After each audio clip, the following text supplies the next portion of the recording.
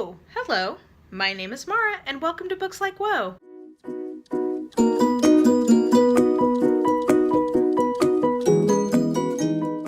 Today's another Unhaul day. Now, if you watch my channel regularly, you will know that I just did an unhaul like a few weeks ago, but September was like, I was motivated to get some books gone, and I'm going back to visit my parents soon, so I'm gonna have like a gigantic load of books to take to the used bookstore, which I'm very excited about because that means that I'm gonna be making some dollar bills.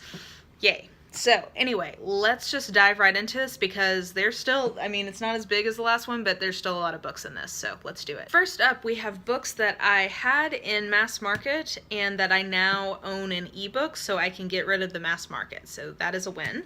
First is Magic Bleeds by Ilona Andrews. This is my all-time favorite series, but unfortunately the first, I believe, 6 books, well, I take that back. The first book you can also get in soft cover, but really the first 6 books you can only have in mass market, so it's my goal to convert all of my mass markets over into ebooks, and this went on sale, which is very, very rare. Please, is it Penguin? I think it's Penguin. Oh, Ace Fantasy, yeah, which is owned by Penguin. Penguin, get your shit together on putting your ebooks on sale. Like, do you know how many people would gobble up backlists if you would just like, I'm talking like once or twice a year on some of your better series. Put them on sale. People will buy them. I am not paying. Sorry, I'm ranting.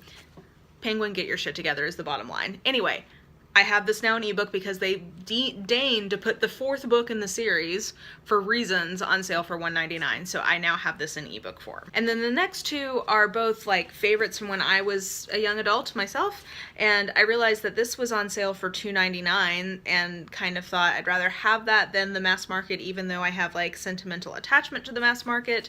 And then I forgot that I had bought this already in ebook form and for some reason still had the mass market. So this one is Time Enough for Drums by Rinaldi, which is a great middle grade to YA historical fiction series, which I recommend. So both of those have an ebook, don't need the mass markets anymore. Next we have 5 books that I converted their physical form. So I previously had them in one physical form, usually paperback, and now I have all of these in the hardback version that I would prefer having. So first is my copy of Jane Eyre. Now I'm a little sad to get rid of this because it is illustrated, and I do think this is a cool edition, but I kind of am of the principle that you should, unless you're just like a true collector, like you don't need multiple physical copies of a book in your collection, and plenty of people need this book for school or whatever, so I'd rather pass it on to somebody who's going to use it. Then we have Paradise Lost by John Milton, which is a great book, and I did a whole seminar on this, but I now have it in this nice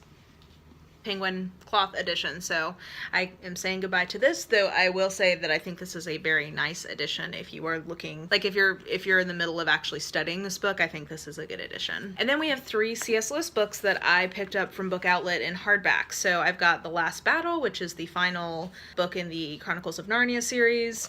I have A Grief Observed, which is really one of the best memoirs on grief I think ever written still to this day. And finally, we have the Screwtape letters, which I think is a lot of fun, but I got a really nice, like, illustrated hardback edition, so all 3 of those are going. Okay, now we're getting into some of the deeper cuts that I'm, like, more proud of myself for. So, first I have 3 mass markets that I do plan on reading at some point because they're either a part of a series or it's somebody that I want to try out, but the reality is I'm not going to read these anytime soon, and I want these in ebook form, so I'm going to hold out and either get them from the library if I just am dying to read it, or I'm gonna hold out for the ebook version. So that is If I Fall by Kate Noble, and then 2 from Loretta Chase, Mr. Impossible and Lord Perfect. So these are all 3 romances, and yeah, I've got a lot of other ones that I can read in the interim, so I'm gonna wait for the ebook on these. Okay, so now we have 6 books that I have read before, and I'm gonna let them go. I don't have a replacement. I'm just ready to let them leave my collection.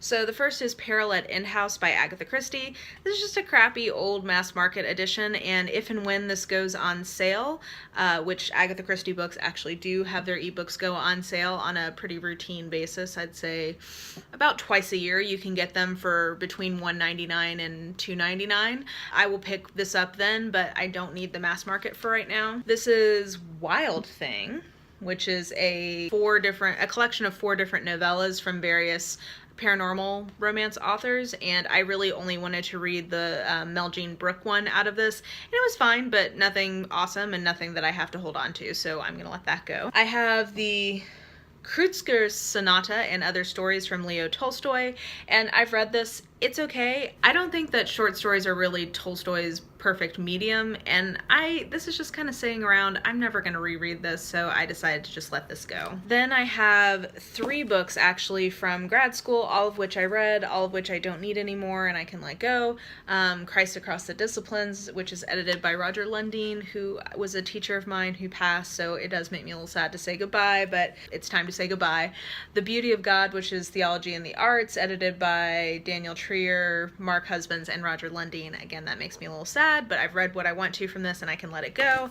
And then finally, a Memories of God, Theological Reflections on a Life by Roberta C. Bondi. This was something I read in my women's spirituality class, and it was good, but it's not something that I really see myself reaching for again, so I'm ready to say goodbye to this too. And finally, the biggest category, and also the category I'm most proud of myself for, are books that I have not read and I've just conceded to myself that I'm not going to read. Like, I'm either not interested in them anymore, or it's just like, it's not going to happen, and that's fine.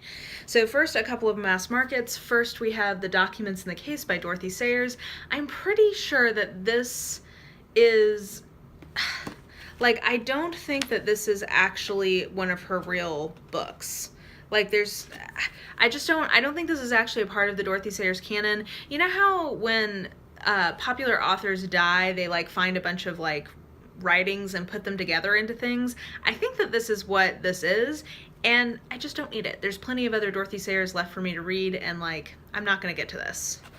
And then Soul Song by Marjorie Liu. This was something that had been recommended to me, but when I reread the description on the back, I was like, yeah, this is something I picked up when I was earlier, like when I was doing research for my thesis and had to read like 400 romance novels in 1 year. This was a book I think I picked up during that era, and I've read, like, this just doesn't, I know my own tastes in romance a lot better now. This doesn't resonate with me. Also, there's a naked man on the cover, which just makes me mad because, not that I have a problem with naked men, that I just hate these types of covers. So like, why hold on to it if I'm not that excited to read it? And I hate the way it looks. Okay, this is gonna make some people mad, but deal. So this is 2 Eugene Peterson books. One is Along Obedience in the Same Direction, and one is Run with the Horses. These are supposed to be great, and I'm sure that they are. I like Eugene Peterson. He's a professor emeritus at my grad school. Nothing against him. I just am not interested in reading these anymore, and I'm not going to, and I think my mother would actually really enjoy these, so I'm gonna pass these on to her, and I feel really good about that decision. Another one that might make people mad is Contemplative Prayer by Thomas Burton. Yes, I know that this is a classic in sort of like the meditation space. I can get this from the library if I want to read it, and I've had it for a number of years, and I got this at Borders. Look, there's a Borders tag on it. I've had it for that long and I've still not read it. That tells me that I'm not going to read it, probably, and that's fine. The Beauty of the Cross by Richard Villadzuo, I don't know how to say his last name. This is sort of like a meditation on suffering and art and theology. It's supposed to be really good. I don't see myself getting to this anytime soon, so let's say goodbye. And then likewise with The Great Passion by Eberhard Busch, which is an introduction to Karl Barth. Again, this is just something that I'm sure I would probably enjoy if I read it, but I'm not gonna read it, and that's fine. And then finally, 3 books that I got for free at some point from various people, and I'm not gonna read them, so let's say goodbye. First is Brevard Child's Introduction to the Old Testament of Scripture. Not interested in reading this. Goodbye. Doing Theology for the People of God, edited by J.I. Packer. Got it for free. Not interested in reading it. I know it came from grad school, but like, time to say goodbye. And then finally, Godly, Righteous, and Peevish, and Perverse, Clergy and Religious in Literature and Letters, an anthology. I got this for free, and I actually kind of am interested in this because I think this would be interesting, but I don't need it. It's taking up a lot of space on my shelf, and let's just cut the cord. Let's just say goodbye. So that was an unhaul. That was 27 books. That was still a lot of books. This wasn't even like one of my bigger ones, but I'm just proud of myself because I feel like I'm living in my reality increasingly every day when it comes to my book collection, and I'm, you know, getting books that I'm excited about. I'm letting go of books that I'm not, and like that's all you can really hope for as a book hoarding nerd, which is what I am. So anyway, if you enjoyed this video, please like, subscribe, follow me on the social medias if you are so inclined. I don't think I have anything important I need to tell you guys. So yeah, I think that's it. I hope you guys are having a fantastic day, and I will just talk to you later. Bye!